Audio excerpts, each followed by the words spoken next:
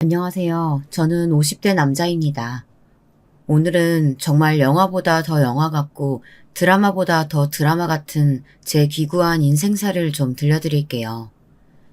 어디다가 이야기라도 안 하면 정말 죽을 것 같아서 여러분께 털어놓고 의견을 좀 구하고 싶습니다. 사실 의견을 구한다기보다는 제 이야기를 털어놓는 시간이 될 것 같네요. 저는 사업을 하시던 아버지 덕분에 부유한 유년기를 보냈습니다. 외동이라 모든 걸 아낌없이 저에게 주셨죠. 그러던 어느 날 아버지 사업이 망하고 그 충격으로 아버님이 병을 얻어 제가 고등학교를 다니던 시절에 돌아가셨습니다. 어머님도 그 이후로 병을 얻으셔서 몇 년 고생하시다가 돌아가셨어요. 한순간에 바뀐 환경에 적응할 시간도 없이 저는 사회로 내던져졌습니다. 주변에 바뀐 시선 따위는 신경 쓰고 싶어도 그럴 시간이 없었어요. 아버지가 남기고 간 빚과 어머님 병원비를 벌어야 했습니다. 그래서 고등학교를 미처 졸업하지 못했어요. 그리고 할 수 있는 일은 다 했습니다. 그중 제일 구하기 쉽고 돈도 많이 주는 게 공사판에서 일하는 거였어요. 그렇게 가늠이 되지도 않을 돈을 갚기 위해 밤낮으로 일을 했습니다. 그리고 10년 정도 만에 대부분을 갚았어요. 물론 완전하진 않았지만요. 그렇게 10년의 시간이 지나고 보니 저는 어느덧 28이 되어 있었습니다. 분명 제 기억에 엊그제 저는 18 고등학생이었는데 말이죠. 가족도 친구도 없이 덩그러니 남겨진 28. 1.5평 남짓한 작은 단칸방에 앉아서 안주도 없이 술을 마시는데 문득 그런 생각이 들더라고요. 이렇게 살아서 뭐하나. 나는 여기서 이렇게 매일 눈 뜨면 일하고 이 작은 방에 쓰러질 듯 잠을 자고 매일매일 이 생활을 반복하다가 언젠가 아버지처럼 병을 얻어 죽겠지. 그런 생각을 하니까 진짜 딱 살기 싫어지더라고요. 그때 학교를 같이 다니던 친구들은 대학을 나오고 취직을 하고 이제 결혼을 하겠지.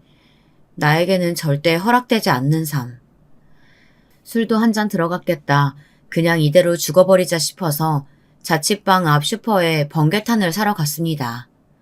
술이 조금 더 취하면 용기가 더 날 것 같아서 소주 2병과 번개탄 하나를 사들고 자취방으로 들어가던 길이었어요. 장원씨! 돌아보니 그곳엔 저희 공사장 격리일을 보는 아가씨가 서 있었습니다.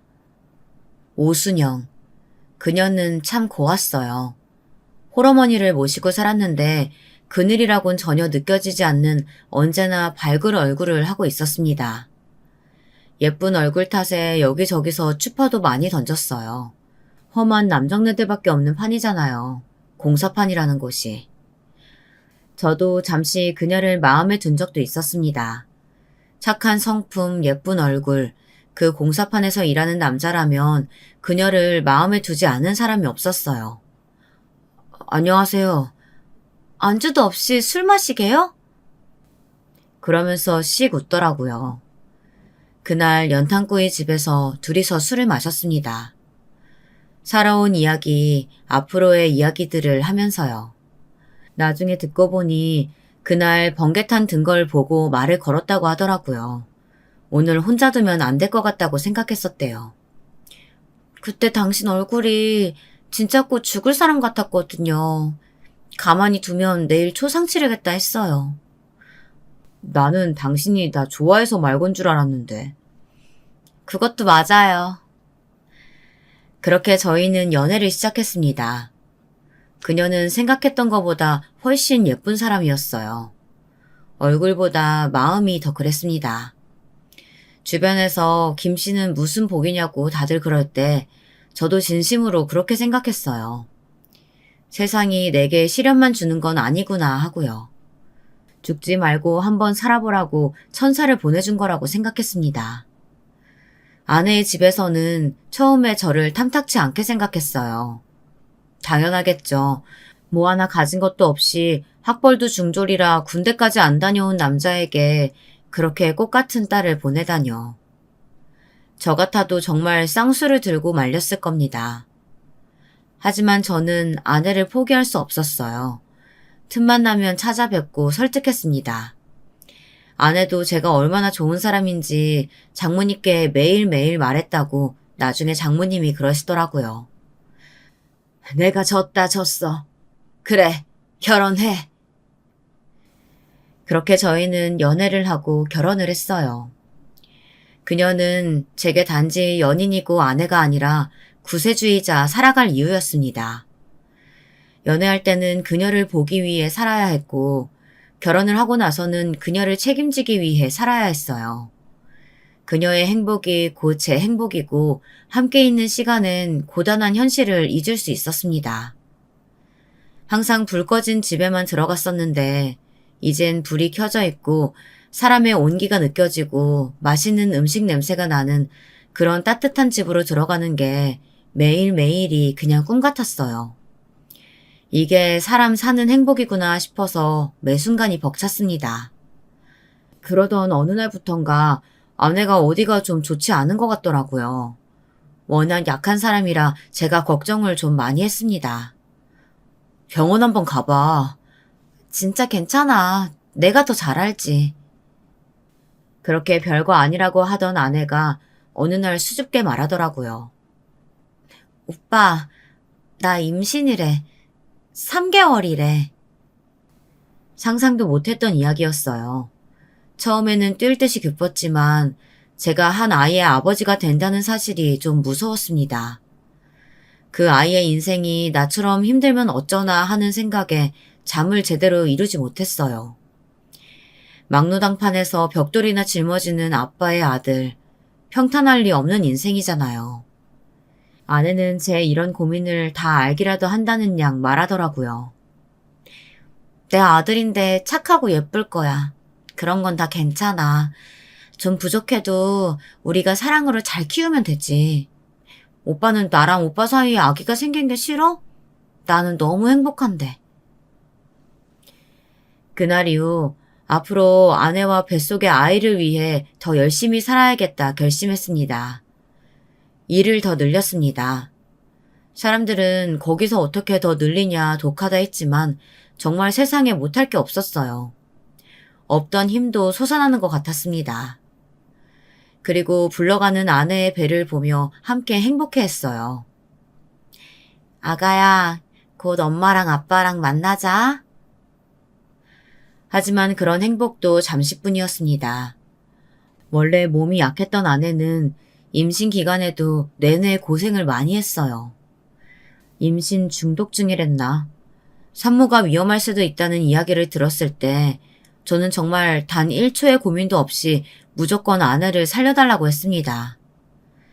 그러나 하늘은 제게 정말 이 꿈 같은 찰나 같은 행복만 주고 다시 그 행복을 앗아가 버렸습니다. 난산이었습니다. 출혈이 멈추지 않았다고 했어요. 다행히 아이는 목숨에 지장이 없다고 그것만으로도 정말 천운이라고. 천운은 무슨 순영이가 없는데 천운이라니. 저는 그 길로 병원을 나왔어요. 아내의 목숨을 앗아간 아이를 보고 싶지 않았습니다. 장모님에게 아이를 부탁한다는 쪽지만 남기고 나와 다시 술로 전전하는 삶을 보냈습니다. 공사장도 나가지 않았어요. 정말 그대로 죽어버릴 생각이었습니다. 아내는 제 인생의 전부였어요. 더 이상 그녀가 없는 집에서 먹고 자고 할 용기도 의지도 생기지 않았습니다. 그날은 술의 힘을 빌리지도 않았어요. 멀쩡한 정신으로 집 앞 슈퍼에서 번개탄을 사들르고 들어오던 길이었습니다. 김서방. 익숙한 목소리에 움찔하고는 돌아보니 장모님이 아기를 안고 서 있었습니다. 얼굴이 보이지도 않는 아이를 향해 인상을 찌푸렸어요. 보고 싶지 않았습니다. 데리고 가세요. 꼴도 보기 싫어요. 우리 순영이 죽인 그 애. 자네 아들이야.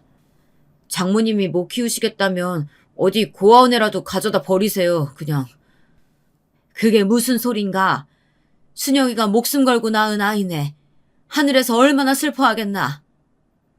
아무래도 상관없어요. 순영이도 없는데. 그렇게 집으로 들어가던 저에게 장모님은 억지로 그 아이를 안겨주었습니다.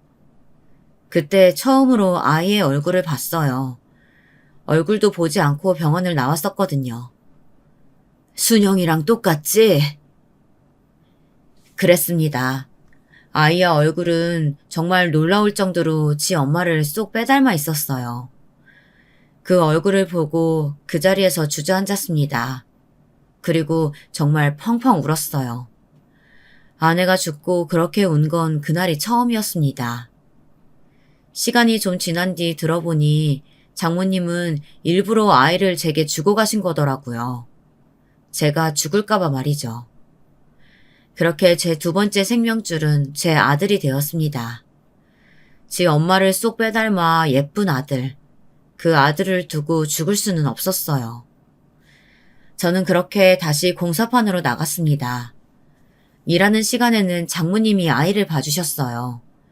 다시 벽돌을 나르고 시멘트를 나르고 누가 보면 40대라고 오해할 정도로 외모도 몸도 지쳐갔지만 아이를 보고 살아냈습니다. 아이가 초등학생이 되던 그해 장모님은 오랜 지병으로 돌아가셨어요. 그 뒤로 세상에는 정말 아들과 저 둘뿐이었습니다. 혹시나 주위에서 놀림이라도 받을까 해달라는 건 무슨 수를 써서든 다 해줬어요. 어린 시절 갑자기 무너진 집안 때문에 손가락질 받던 게 생각이 났기 때문이었습니다. 순영이와 저의 아들이 그런 감정을 느끼는 게 싫었어요. 제가 한번 느껴봤기 때문이었겠죠. 아들이 커가면서 해줘야 할 것들이 점점 많아졌습니다. 하지만 제가 일을 더 늘리면 되는 거였어요. 주변에서 다들 대단하다고들 했어요. 김 씨는 진짜 정말 대단해. 사람의 힘으로 어떻게 그 많은 일을 하나? 애 보면 해야겠더라고요. 하루에 2시간은 자? 사람의 체력이 아니야 진짜. 그래도 해달라는 건 다 해주고 싶어서. 아들이 나중에 커서 꼭 효도해야겠구먼. 지 엄마 닮았으면 순하고 착하게 클 거예요. 중학생이 되고 사춘기에 접어들면서 아이와 말할 수 있는 기회가 더 없어졌어요. 물론 그전에도 밤낮없이 일만 했기 때문에 아이와 마주 앉아 제대로 밥 한 번 먹은 적이 없긴 했지만 중학생이 되고부터는 부쩍 저를 더 많이 피하더라고요. 아빠랑 이번 주에 같이 밥이나 먹자. 싫어요. 친구들이랑 놀러 가기로 했어요.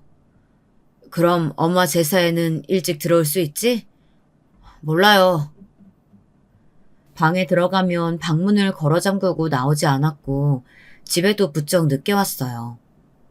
그것 때문에 고민이라고 하면 주변에선 그 또래 남자아이들은 다 그렇다고 조금 크면 괜찮아진다고 했습니다. 저도 그렇게 생각했어요. 그래서 그냥 뒀습니다. 아들은 커갈수록 엄마를 더 닮아갔어요. 정말 예뻤습니다. 남자아이인데 말이죠. 걸어가면 주위에서 다 수근거릴 정도였어요. 듣자 하니 자기 학교뿐 아니라 옆 학교까지 다 소문이 났더라고요. 지 엄마가 그렇게 예뻤으니 당연한 일이었죠. 그렇게 고등학교를 가고 얼마 지나지 않았을 때였습니다. 어느 날 명함 하나를 들고 왔더라고요. 보아하니 연예기획사 명함 같았어요. 연습생 기간 동안 학원비를 내야 한다고 하더라고요. 부담이 됐지만 지 스스로 뭔가를 하고 싶다고 처음 이야기한 거였기 때문에 들어줬습니다.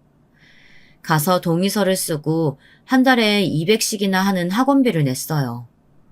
물론 엄청난 부담이었지만 돈 때문에 안 된다는 말을 하고 싶지는 않았습니다.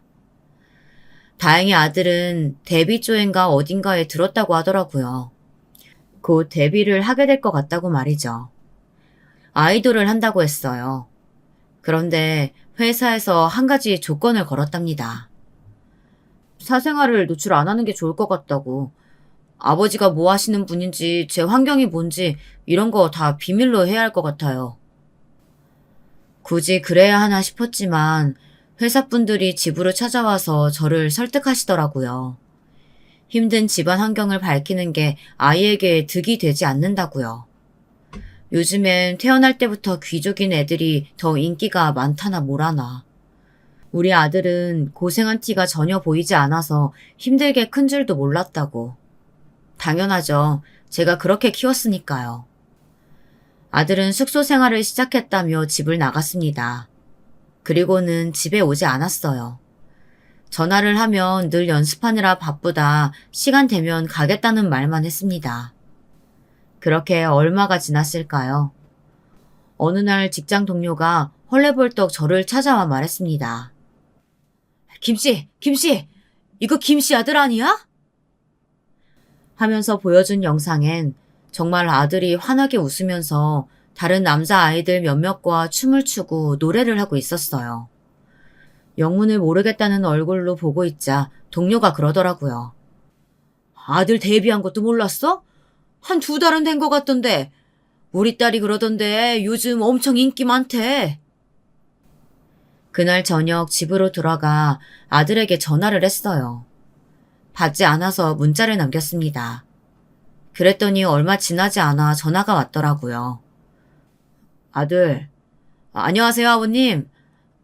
아이고, 안녕하세요. 민준이가 지금 전화 받을 정신이 없고 개인 휴대폰은 저희가 쓰지 못하게 하는 중이라서요. 문자 보고 제가 대신 연락드렸습니다. 괜찮으시죠? 아이고, 네, 괜찮죠. 근데 민준이가 데뷔한 것도 저는 이제 알아서 애 얼굴이라도 한번 보고 이야기하고 싶은데 조만간 같이 한번 찾아뵙겠습니다. 연락을 미리 드렸어야 했는데 저희가 죄송합니다. 바쁜 일만 마무리되면 애 데리고 집으로 갈게요. 아들 목소리도 한번 제대로 듣지 못하고 전화를 끊었어요. 멍하더라고요. 원래도 살가운 아들과 아버지 사이는 아니었지만 뭔가 느낌이 이상했습니다. 뭔가 남이 된 것 같았어요. 그 전화 이후로도 한참이나 연락이 없었습니다. 그러던 어느 날 연락도 없이 집 앞에 아들이 와 있더라고요. 회사 직원이라는 사람이랑 함께 말이죠. 바쁜 활동이 이제야 마무리돼서 늦게 찾아뵙게 됐네요. 너무 죄송합니다. 아이고, 아닙니다. 고생이 많으시네요. 그리고는 아들에게 인사를 하며 머리를 쓰다듬었지만 아이는 쓱 피하더라고요. 원래 그런 아이이긴 했지만 오랜만에 보는데 그러니까 좀 섭섭하긴 했습니다. 들어오세요. 집으로 들어오는 순간부터 기분이 좋지는 않았습니다.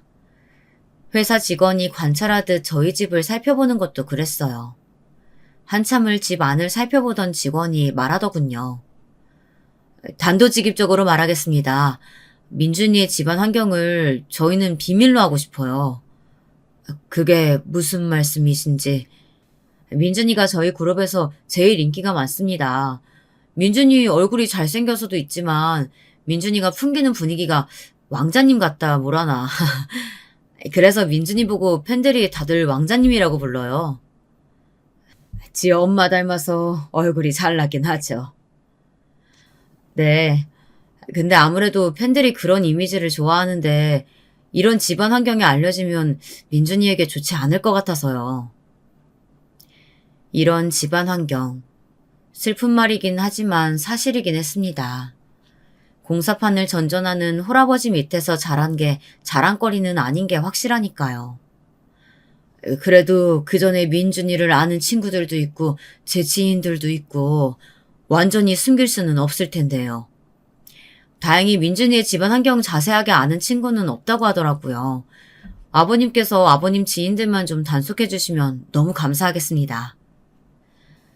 반가운 제안은 아니었지만 아들을 위한 거라면 그 정도쯤이야 할 수 있다고 생각해서 고개를 끄덕였습니다. 아들은 그동안도 한마디도 하지 않았어요.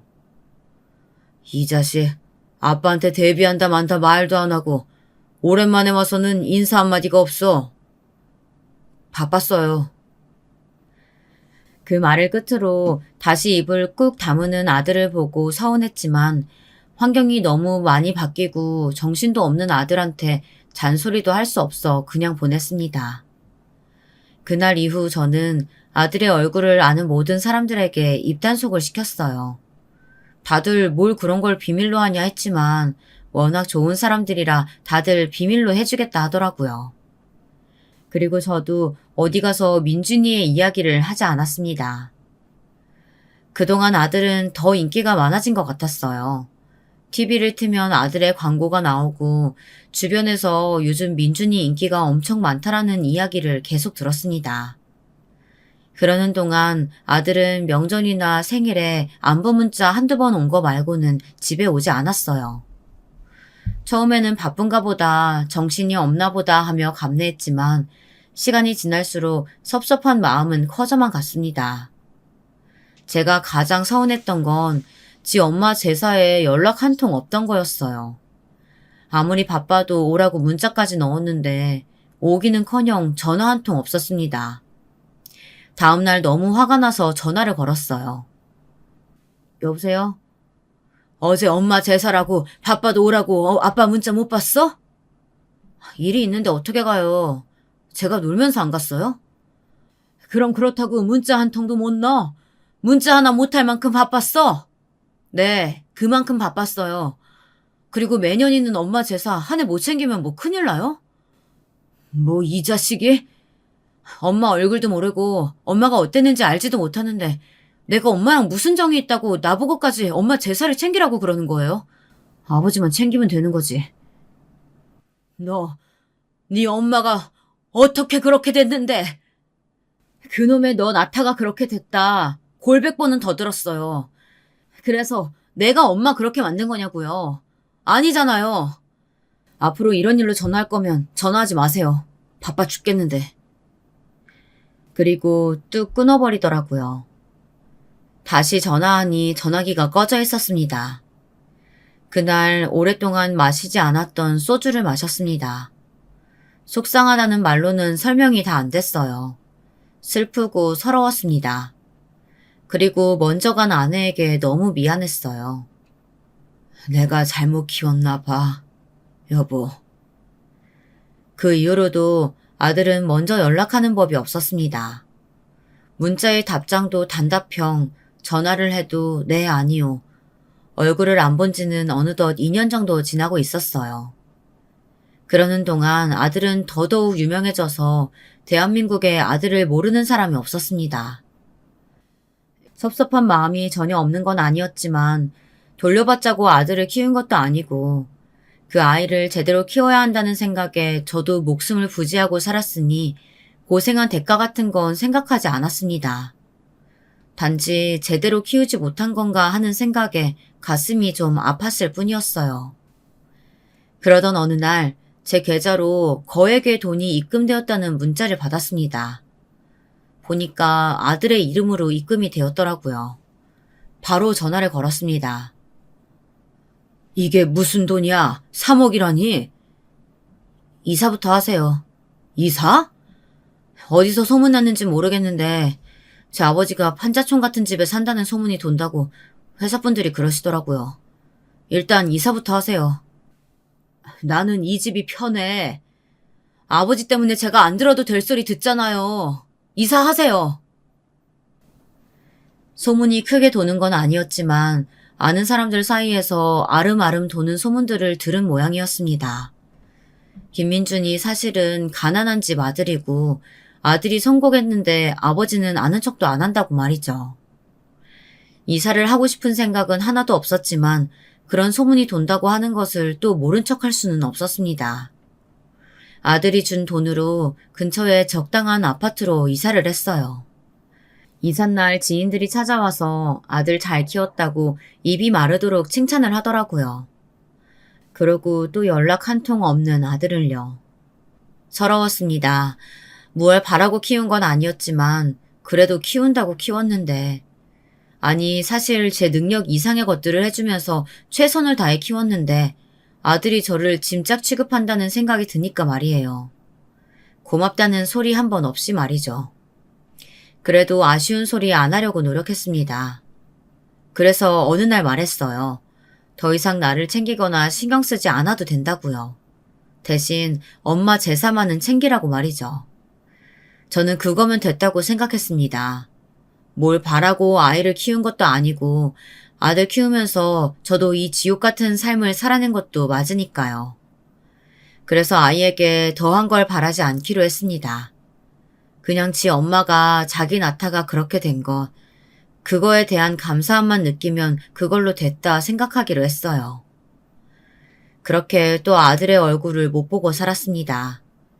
지 엄마 제사 때도 문자나 전화 한 통 오는 게 다였고, 좀 지나서는 누가 봐도 회사에서 보낸 듯한 과일이나 고기 같은 것들만 왔어요. 키운다고 키웠는데 내가 잘못했나 봐. 어느 날은 다 차려진 아내의 제사상 앞에서 그렇게 중얼거렸습니다.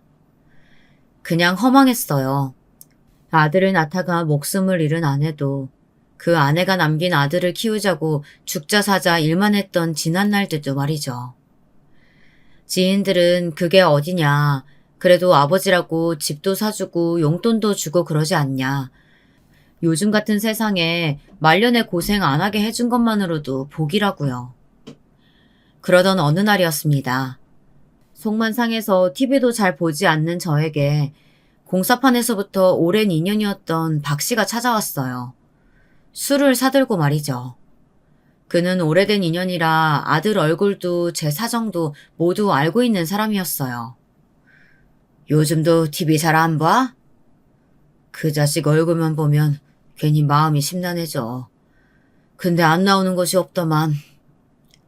그래, 오만 곳에서 다 나오더라 그 자식. 왜 그 자식이래? 언제는 말년에 돈으로 부모 속 안 썩이는 것만 해도 효자라더니. 아니, 생각해보니까 그렇더라고. 지 아빠가 지를 어떻게 키웠는데 이렇게 모른 척을 해. 그것도 모자라서. 박 씨가 말을 잇지 못했습니다. 왜? 무슨 일 있어? 아니, 지 아빠 가난하다고 무시하는 게 갑자기 화가 나네. 안 그러던 사람이 왜 그런데 새삼스럽게.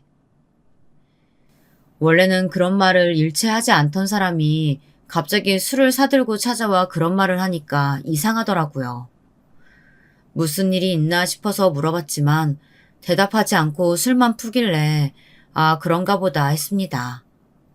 그리고 얼마 지나지 않아 박 씨가 왜 그날 그랬는지 알게 되었습니다. 식당에 밥을 먹으러 들어선 날이었습니다. 식사 시간이 좀 지나서였는지 한가하더라고요. 저기 우민준 아니야? 우민준은 저희 아들의 가명이었습니다. 그 소리에 고개를 돌려보니 저희 아들이 찍은 광고가 나오고 있더라고요. 지 엄마를 아주 꼭 빼닮긴 했어. 라고 작게 중얼거리고 또 심란한 기분이 들어서 작게 한숨을 쉬었습니다. 전에 토크쇼 나온 거 봤어? 안 그래도 그거 난리더만 입양하라며? 그렇대. 부모가 버리고 가서 친부모는 얼굴도 모르고 지금 부모님 밑에서 자랐다더라고. 지금 부모님은 성품도 좋고 집도 부자라던데. 지도 복이 있으니까 그런 집에 입양 간 거지. 지금 잘 되는 거 봐. 저 얼굴이면 복 없어도 잘 되겠구만 뭐. 요즘은 입양도 애기들 얼굴 보고 데려간다더만. 진짜 잘생기긴 했어. 친부모 얼굴도 궁금하네. 그 말을 듣고 순간 머릿속이 하얗게 바뀌는 것 같았어요. 그리고 저도 모르게 자리에서 벌떡 일어났습니다. 그거 정말이에요? 저 사람 고아라고 자기가 직접 이야기했다는 거 진짜냐고요? 그럼 진짜지. 내가 자아 나오는 토크쇼를 우리 딸내미랑 보고 불상 타고 펑펑 울었어 엊그제. 박 씨가 술을 사들고 온 그날이었습니다. 그제야 박 씨가 왜 그랬는지 알겠더라고요. 시켜놓은 밥을 먹지도 않고 식탁 위에 10,000원을 올려둔 채 집으로 곧장 달려갔습니다. 정말 뒤도 보지 않고 냅다 집으로 달려갔어요. 그리고 그 토크쇼 재방송을 틀었습니다. 그 속의 아들은 제가 처음 보는 얼굴로 처음 보는 표정을 하고 앉아 있었어요. 누가 봐도 근사한 모습으로 말이죠. 마치 한 번도 힘든 일은 겪어본 적 없는 것 마냥 그늘 없이 해맑게 TV 속의 토크쇼 MC가 아들에게 물었습니다. 친부모가 누군지 궁금하지는 않으세요? 저를 버린 부모님을 굳이 궁금해야 할까요? 그리고 지금 부모님이 친자식 이상으로 잘해주시고 좋은 분들이라 딱히 생각이 난다거나 그립다거나 하지도 않아요. 얼굴도 모르는데요, 뭐. 이런 가정사 밝히기 힘드셨을 텐데요. 제 가정사에 대한 말도 안 되는 루머들이 참 많더라고요. 그래서 언젠가 한번 말해야겠다 생각은 했습니다. 물론 회사분들은 말리긴 하셨어요. 그게 흠도 아니고, 그리고 지금 부모님이 너무 좋으신 분들이라 부끄럽지도 않고요. 지금 부모님들은 미국에 계신다고요? 네, 아버지는 사업을 하시고 어머니는 변호사 하세요. 미국에서요. 아유, 그래서 이렇게 귀티가 나나 봐요. 하하, 그런가요? 정말 태연하게 아무렇지도 않은 얼굴로 거짓말을 하는 아들의 모습에 소름이 돋을 지경이었어요. 아들이 말한 자신의 가정사는 그랬습니다. 기억도 나지 않는 어린 시절 부모님께 버림받아 고아로 살다가 자식이 없는 지금의 부자 부모님에게 입양되었다고. 그래서 자신의 출신에 대한 이상한 소문이 많은 거라면서요. 저놈의 나쁜 놈. 저게 지금 지 엄마를. 저는 화가 머리끝까지 난다는 말은 이런 때 쓰는 거구나라는 생각이 들었습니다. 평생 자신을 위해 막노동하며 고생한 저는 그렇다 치더라도 자신을 낳다가 죽은 엄마를 마지막까지 뱃속의 아이만을 지켜달라고 말했던 지 엄마를 자신을 버린 부모라고 말하다뇨. 정말 화가 나서 눈물이 나고 정신이 나갈 것 같았어요. 때마침 휴대폰이 울렸습니다. 박 씨였어요. 자네, 저 개자식이 그런 인터뷰인가 모식인가 한 거 알고 그날 찾아온 거지? 봤어? TV 안 본다더니. 온 동네가 그 이야기를 떠드는데 어떻게 안 봐? 그리고 왜 말 안 했어? 자네가 모르고 지나갔으면 했지. 그리고 그런 이야기 어떻게 꺼내야 할지 모르겠기도 했고. 내가 저 자식을 가만두나 봐라. 감히 지 엄마를. 그리고 전화를 끊었습니다. 곧장 아들 휴대폰으로 전화를 걸었어요. 웬일로 처음부터 받더라고요. 마치 기다렸던 것 마냥. 아무렇지 않은 목소리로 덤덤하게 이야기하는 아들의 목소리에 더 화가 났습니다. 적어도 죄송하다는 말은 할 줄 알았어요. 그리고 회사에서 시켰다고, 자기도 어쩔 수 없었다고 말이라도 그렇게 해줄 줄 알았습니다. 그거마저 저의 욕심이었던 겁니다. 이제 보셨나 봐요? 그게 지금 아버지한테 할 말이냐? 그런 말을 해놓고? 반쯤은 맞는 말이잖아요. 뭐라고? 집에 엄마도 아빠도 없이 아무도 없이 혼자 컸잖아요. 고아나 마찬가지죠 뭐. 다를 게 뭔가요? 그렇게 하고 싶어서 그렇게 했냐? 뭐가 됐든 저는 혼자 큰 게 맞아요. 어머니나 아버지 없이. 조만간 찾아뵐게요. 또 할 얘기 없으니까 지금 촬영 들어가야 해서 끊겠습니다. 그리고 전화는 뚝 끊겼어요. 멍하니 끊긴 전화를 내려다보고 있었습니다. 그리고 후두둑 눈물이 흘러나왔어요. 생각도 하기 전에 눈물부터 나왔습니다. 이런 적은 아내가 죽었던 그날 이후 처음이었어요. 김씨, 안에 있어? 김씨! 전화를 끊고 무슨 일이 생길까 불안했던 김씨가 찾아왔습니다. 겨우 문을 열어주고 세상을 다 잃은 얼굴로 주저앉았어요. 그리고 소리도 내지 못하고 울었습니다. 김씨, 너무 속상해하지 마. 걔도 걔 사정이 있었겠지. 사정 같은 거 없대. 죄송하단 말 한마디도 없더라. 박 씨가 놀란 얼굴로 잠시 저를 바라보다가 그놈의 나쁜 자식 하면서 대신 화를 내줬습니다. 사실 그땐 그런 말도 하나도 들리지 않았어요. 매일 술만 마셨습니다. 어떻게 해야 할지도 모르겠고 내가 뭘 잘못했나 싶고 아내가 너무 불쌍하고 대체 그런 아내 밑에서 어떻게 그런 아들이 나왔나 싶었어요. 그러다 보니 제가 잘못 키웠나 싶은 마음도 들더라고요. 한다고 했는데 모자랐던 걸까. 그렇게 밤낮 없이 페인처럼 술만 푸던 때 띵동하고 집 초인종이 울렸습니다.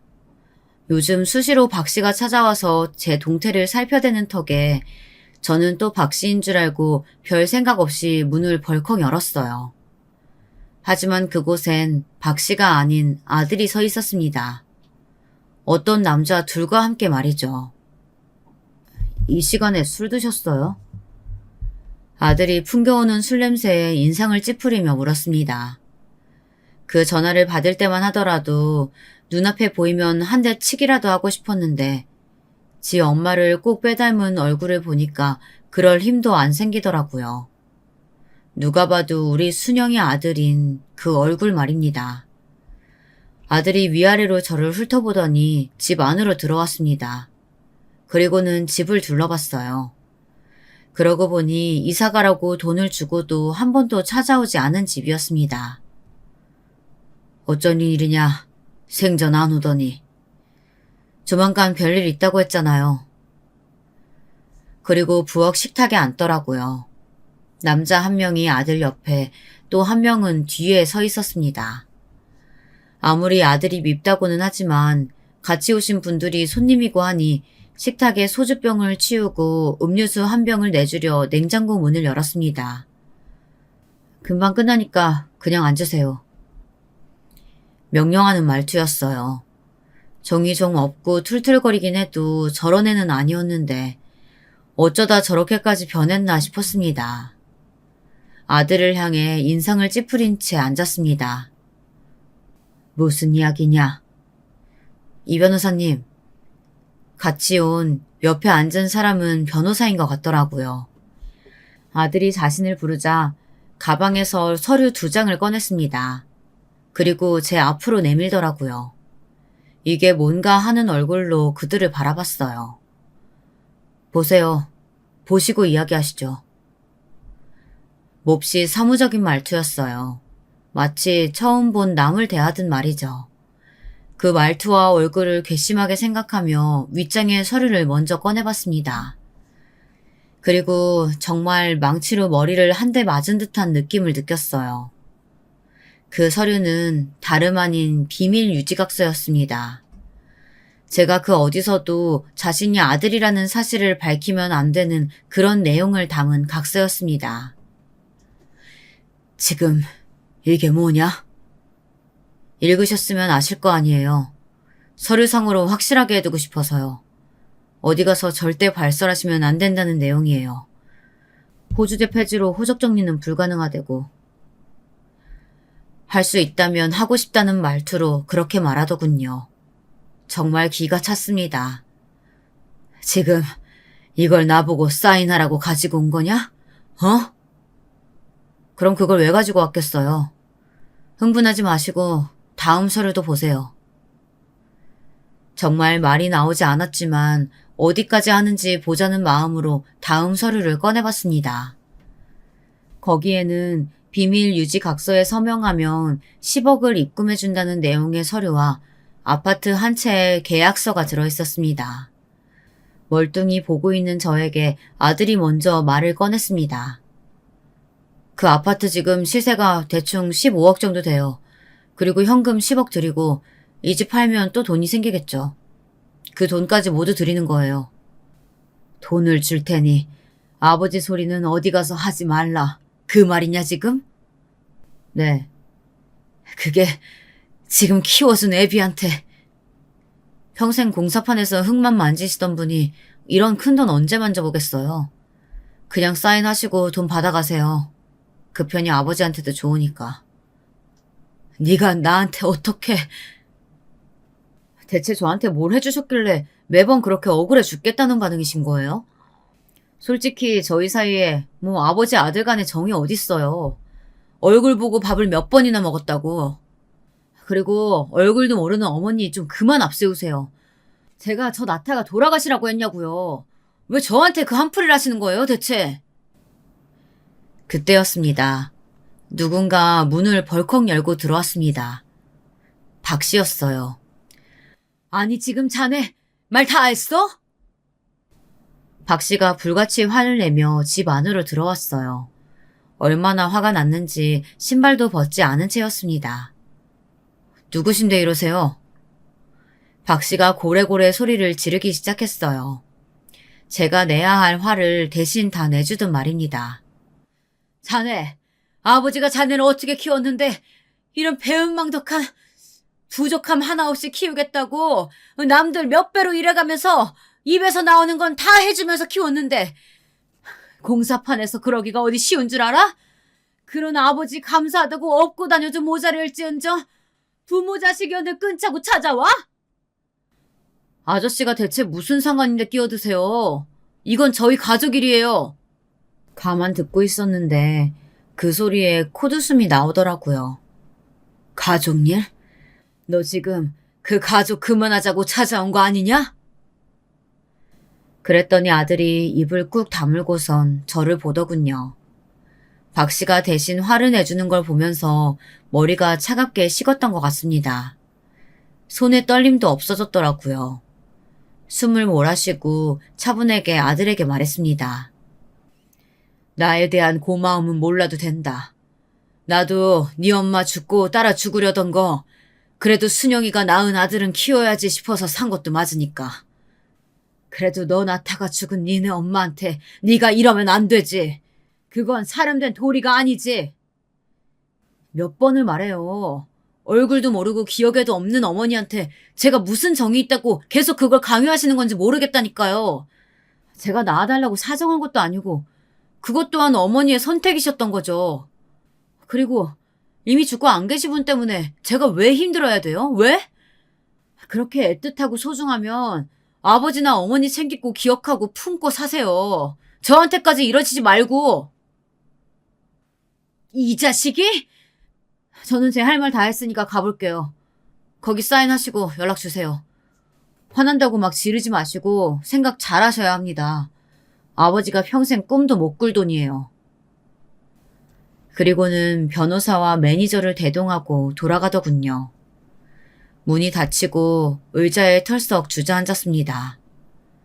대단한 분 나셨구만. 나셨어. 박 씨가 그렇게 말하고는 제 안색을 살폈어요. 이게 꿈인가 생시인가 하는 마음이 들었습니다. 멍하게 앉아있는 저에게 박 씨가 다가와서 말했습니다. 자식 키워봐야 아무 소용없다더니.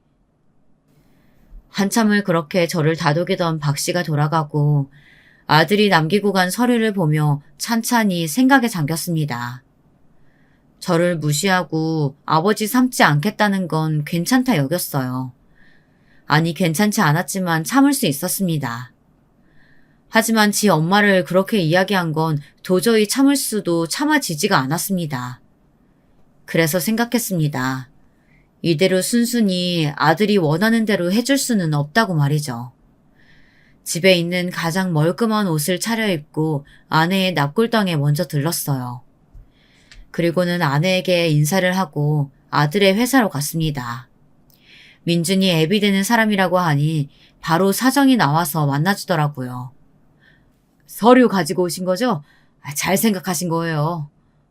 아니요. 당연히 동의 서류를 주러 온 줄 알았던 사장이 눈을 동그랗게 뜨더군요. 그리고 이해할 수 없다는 듯이 되물어 왔습니다.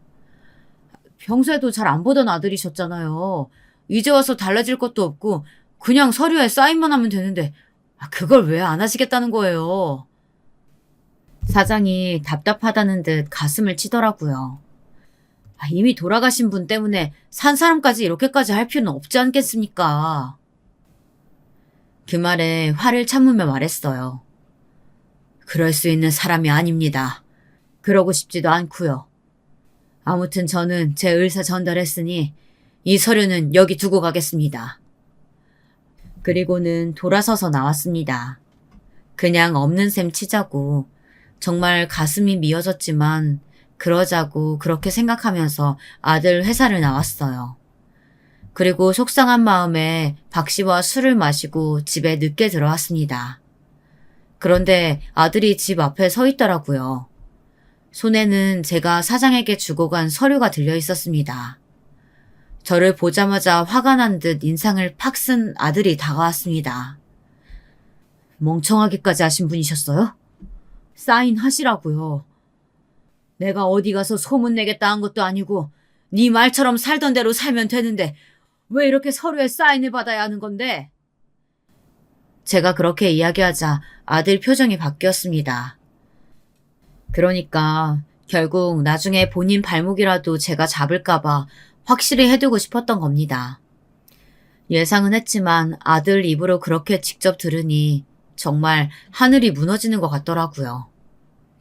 매일 그렇게 슬퍼 마시죠? 어디 가서 이런 아버지 있다는 말 쪽팔려서 어떻게 하냐고. 낳아놓기만 했으면 다야? 어? 이런 식으로라도 책임지라는 건데 왜 말을 못 알아먹으세요? 부모 안 하는 걸로 책임지시라고요. 네가 언제 나를 부모로 생각하기는 했니? 없어요. 나한테 부모가 어딨어? 한 명은 태어나 보니 죽고 없고 한 명은 맨날 집에 없어서 오로지 나 혼자 컸는데. 그러니까 고아라는 것도 거짓말 아니라고요. 아들은 그렇게 저에게 서류를 던지더군요. 사인해서 보내세요. 아시겠어요? 꼴의 자존심 지킨다고 이러시는 거면 나중에 후회하니까. 그러고 뒤도 돌아보지 않고 돌아갔습니다. 화도 하지만 인간이 덜 됐더군요. 어떻게 우리 밑에서 저런 아이가 태어났을까 이런 생각을 밤새 하면서 고민했습니다. 이 일을 세상에 밝힐지 말지를요. 저렇게 아나무인으로 자기밖에 모르는 인간 말종으로 살아가게 둘 수는 없었어요.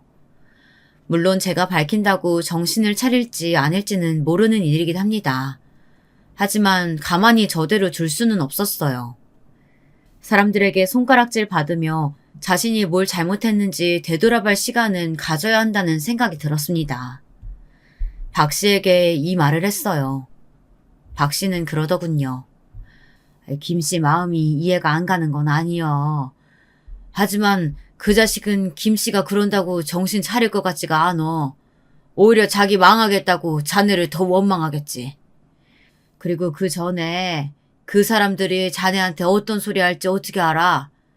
보아하니 거긴 큰 회사 같던데 그날 같이 변호사도 막 데려오고. 박 씨 말도 일리가 있었어요. 무턱대고 내가 자기 아버지다 그럴 수는 없었습니다. 이미 친아버지가 저를 버렸다고 대한민국 사람들이 다 알게 떠들어 놓은 상태였어요. 거기서 친아버지라는 사람이 나타나 아들이 한 말이 다 거짓말이라고 하면 사람들은 제가 아들을 버려놓고 이제 와서 뭔가를 바라고 나타났다 생각하겠죠. 아들을 상대로 복수 아닌 복수를 생각하고 있는 이 상황이 너무 기가 막혔지만 일단은 박 씨 말대로 할지 말지는 나중에 결정하고 증거를 모으기로 했어요. 말만 내 아들임네 하고 세상에 밝힐 수는 없으니까요. 서류를 주겠다고 마지막으로 만나자고 했더니 아들이 냉큼 집으로 왔습니다. 그 자리에 녹음기를 사서 켜두었어요. 그리고 대화를 녹음했습니다. 아들과 회사 측은 제가 그렇게까지 할 거라고 상상하지도 못했는지 아무 의심 없이 이야기를 하더군요. 잘 생각하셨어요. 여기 사인하시면 통장으로 10억이랑 이 집 계약서 명의 이전 될 겁니다. 명의 이전은 일주일 내로 처리될 거고요. 그 뒤에 이사를 하시든 뭐 집을 파시든 그건 알아서 하시면 돼요. 이사 가세요. 난 여기가 편해. 오민준 아버지가 이런 좁은 집에 산다고 하면 사람들이 뭐라고 하겠어요. 지금 그 아버지 아들 연 끊는 사인하자고 만나자고 한 거 아니냐? 이제 와서 무슨 아버지야. 그래도 주변에 아는 사람이 한둘은 있잖아요. 그 전에 이상한 아저씨도 그렇고. 박 씨를 말하는 거였습니다. 그렇게 말하다가 문득 깨달은 듯 말하더군요. 변호사님, 저희 그분께도 비밀 유지각서 받아야 하지 않아요? 그분은 어차피 신뢰성도 없고 여기 아버님만 아무 말 안 하시면 세상 사람들이 믿을 일도 없고요. 그렇게 하실 필요는 없을 것 같습니다. 변호사가 그렇게 말하니 아들이 안심하더라고요. 너무 서운해하지 마세요.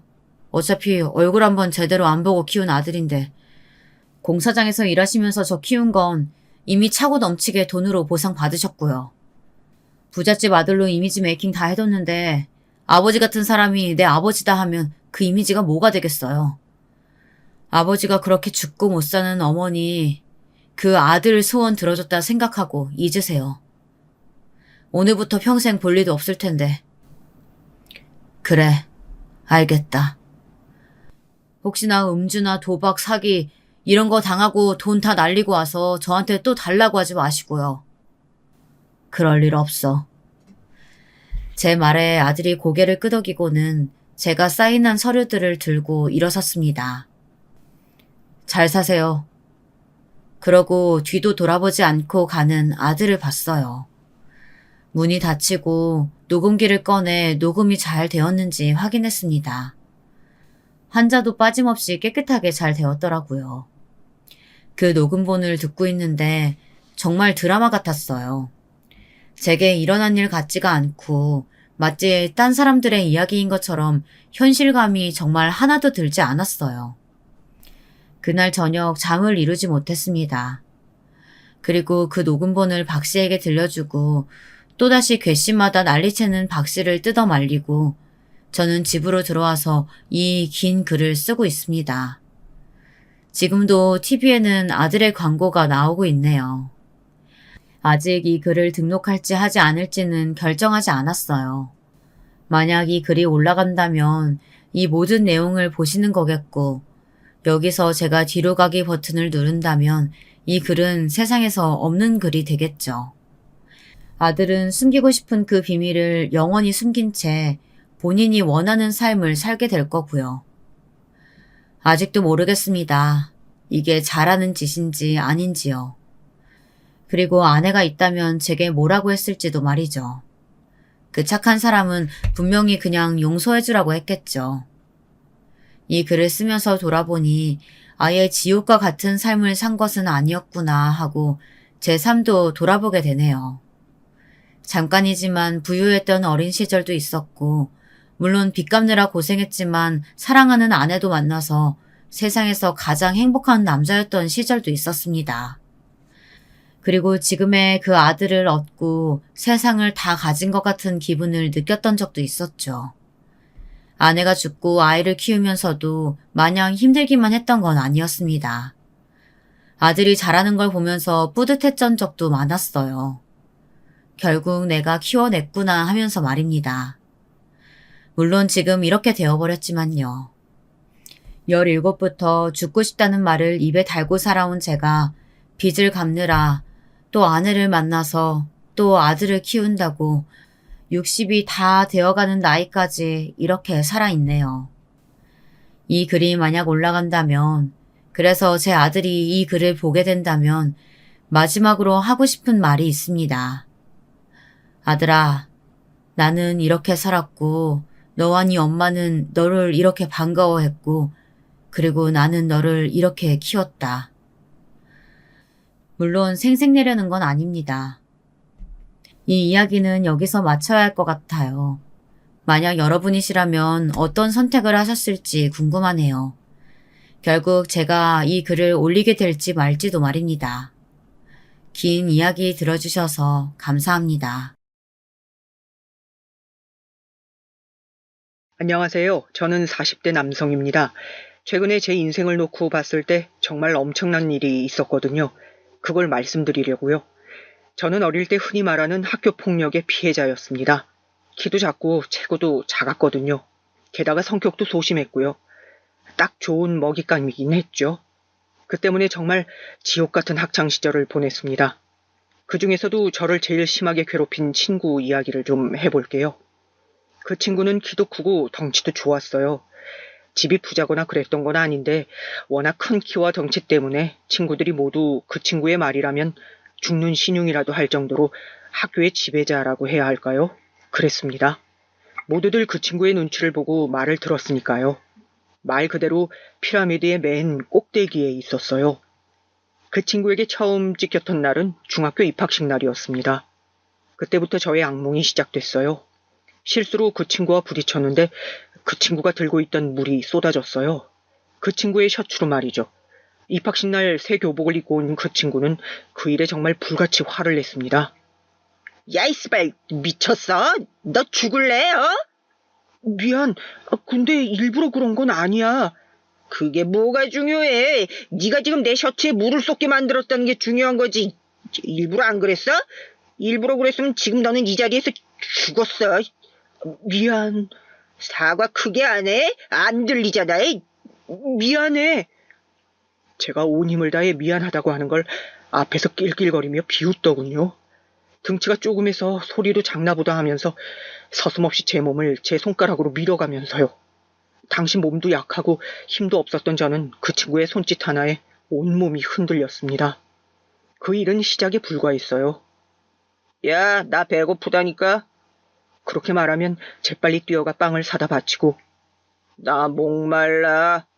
그렇게 말하면 또 음료를 사다 바치고, 조금만 늦으면 어김없이 폭력이 가해졌습니다. 공부는 못했으면서 그런 부분으로는 참 똑똑했어요. 보이지 않는 부분만 골라서 딱 큰일이 나지 않을 만큼만 때렸거든요. 거기까진 참을만 했습니다. 아니, 솔직히 참을만 하지 않았지만 그래도 어찌어찌 버틸만 하긴 했어요. 하지만 그가 하는 조롱이 너무 견디기 힘들었습니다. 어느 날은 저를 반 뒤에 계속 세워두고 저게 남자의 몸이냐며 옷을 벗긴 적도 있어요. 확인을 해봐야겠다면서 말이죠. 그런 것들이 견딜 수 없이 힘들었어요. 틈만 나면 발을 걸어서 어느 날은 크게 다친 적도 있습니다. 가족들이 어쩌다 이렇게 다쳤냐 물었지만 그 다음이 두려워 넘어졌다는 거짓말을 둘러댄 기억도 있네요. 물론 저도 그 모든 걸 감내하고만 있었던 건 아니었어요. 담임에게 말해보기도 하고 다른 친구들에게 도움을 요청해보기도 했지만 친구들은 혹시 자신도 밉보이게 될까봐 모른 척했고 담임은 남자애들끼리 그렇게 몸싸움하면서 크는 거지 뭐. 네가 기질이 예민한가 보다. 라는 말로 넘겼습니다. 누가 봐도 그 친구랑 저는 덩치 차이가 2배는 났어요. 그런데 남자애들끼리 몸싸움을 하면서 크는 거라니요. 누가 봐도 싸움이 안 되는 덩치 차이인데 말이죠. 아마도 귀찮았던 거겠죠. 모두의 무관심 혹은 방관 속에 저의 고난한 학창시절이 계속됐어요. 시도 때도 없이 불러서 심부름을 시키는 건 이제 아무것도 아니었습니다. 나는 너같이 찌질했으면 진작 죽었을 거야. 이렇게 살아서 뭐해, 그지? 매일매일 제 자존감을 앗아갔어요. 그리고 매일매일 죽고 싶게 만들었습니다. 공부하지 마. 너는 어차피 누가 취직도 안 시켜줘. 네 몸을 봐라. 비실비실해서 일이나 시키겠냐?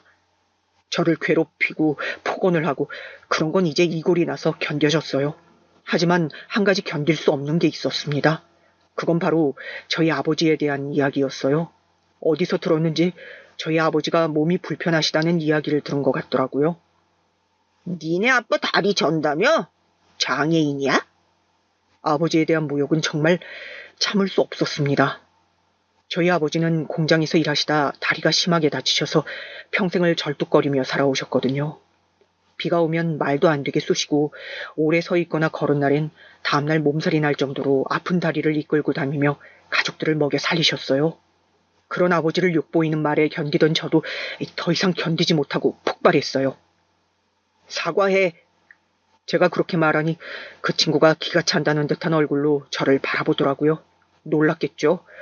입학일에 한 번도 말대꾸 없이 하라는 건 다 하고 무슨 말을 들어도 노예처럼 굴던 제가 그런 거 눈을 부릅뜨고 사과하라고 했으니 말입니다. 그 친구는 잘못 들었다는 듯 되물었어요. 뭐? 다시 말해봐봐. 우리 아버지 그렇게 말한 거 사과하라고. 제가 냅다 그 친구의 얼굴에 주먹을 날렸어요. 하지만 근처에서 휙 휘두르는 수준이 되고 말았습니다. 제 키가 너무 작고 그 친구는 키가 컸으니까요. 이 새끼가 지금 대가리가 쳐 돌았나? 안 그래도 본인의 더러운 성격을 잘 조절하지 못하던 친구가 그야말로 빵 터졌어요. 눈이 돌아서 저를 때리기 시작했습니다. 정말 온몸을 다 맞았어요.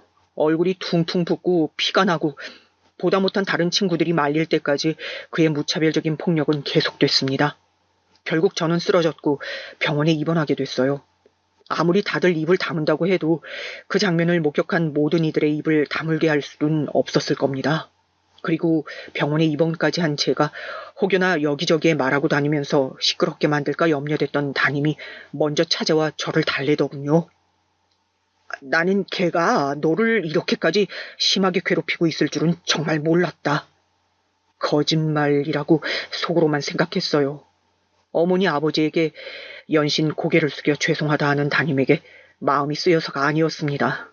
다만 제가 긴 시간 그렇게 고통받고 있었다는 사실을 부모님이 알게 될까봐 그로 인해 속상해하실 게 더 걱정됐어요. 그래서 그냥 별다른 말을 덧붙이지 않았습니다. 별다른 말을 덧붙이지 않았음에도 이 사건은 지역 신문지에도 실릴 만큼 큰 사건이었던지라 그 친구는 징계를 피해갈 수 없었어요. 그 덕에 부모님들도 다 알게 되셔서 학교를 찾아오셨습니다. 아버지는 생각이 많은 얼굴로 앉아 계시기만 했고 어머니는 분노하셨어요. 우리 애 저런 애랑 같은 학교에 못 둡니다. 나름 우리 지역에서는 이슈가 많이 됐던 사건인지라 학교 측에서도 부모님의 말을 들어줄 수밖에 없었던 것 같습니다. 씨발, 내가 왜 강제 전학이야? 왜 이런 새끼 때문에 내가 전학을 가야 돼? 강제 전학이라고 하더라고요. 이제 그 친구와 같은 학교에 다니지 않아도 된다는 안도감보다 언제 어떻게 보복당할지 모른다는 불안함이 먼저였습니다. 그냥 그랬구나 하고 넘어가기에는 맞았던 당시의 트라우마가 생각보다 셌어요. 눈을 감아도 눈을 떠도 그날 그 장소에서 제가 맞았던 그 순간이 떠올랐습니다. 누군가 제 어깨를 잡기만 해도 놀라서 움찔했고 거리에서 비슷한 사람의 실루엣만 봐도 심장이 두근거렸어요. 한동안은 잠도 제대로 자지 못하고 악몽에 시달려야만 했습니다. 가만히 있어도 숨이 가빠오는 날도 있었어요. 생각보다 그 친구가 저에게 준 트라우마가 컸습니다. 사실 저도 그 학교를 벗어나고 싶었어요. 사람들은 잘못한 거 없는 사람이 왜 도망가냐 했지만 제 입장에서 그건 그 친구로부터 도망보다는 그 장소에 대한 도망이었거든요. 그 친구가 저를 괴롭히던 장소에 매일 다시 등교해 지낸다는 것이 너무 고통스러웠습니다. 전학 가고 싶어요. 그렇게 말했더니 어머니는 왜 네가 잘못한 것도 없는데 도망을 가냐 하셨고 아버지는 말없이 고개를 끄덕이셨어요. 학교에서는 제가 전학 가면 학교에 화살이 돌아올 수 있다는 점을 염려해 제가 전학을 가지 않았으면 하고 저를 엄청나게 설득했어요. 하지만 방관만 하던 선생님과 친구들을 더 마주하기 힘들었습니다. 다시 한번 생각해보면 안 되겠니? 선생님이 저한테 하신 것도 폭력이에요. 무관심 방관이란 이름의 폭력이요. 저는 이 학교를 나오는 것도 이제 힘이 들고 그냥 지켜만 보던 선생님과 친구들을 보면 숨이 가빠와요. 그랬더니 아무 말 하지 않으시더라고요. 부디 느끼시는 게 많았길 바라며 한 말이지만 사람 쉽게 변하지 않는다는 것도 너무 잘 알고 있었습니다. 그리고 나중에 전해 듣기로는 너무나 예상 가능하게도 그 친구는 한동안 저에게 보복하기 위해 꾸준히 우리 학교로 찾아왔다고 합니다.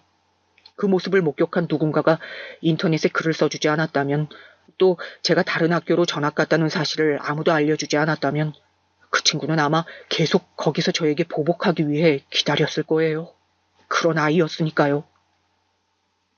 그 친구는 그 학교에 제가 없다는 사실을 알고 더 이상 학교를 찾아오지 않는 모양이었어요. 아니 다른 이유가 있었는지도 모르죠. 왜냐면 전학 간 학교에서도 똑같은 짓을 하고 다닌다는 이야기를 언뜻 들은 것 같거든요. 그 친구와 그 학교에서 벗어난 뒤로 저도 새롭게 살아야겠다는 생각을 했어요. 그래서 고등학교에 입학하고부터는 운동을 하기 시작했습니다. 더 이상 약하다는 이유로 괴롭힘을 받고 싶지는 않았거든요. 그리고 꿈도 생겼습니다. 경찰이라는.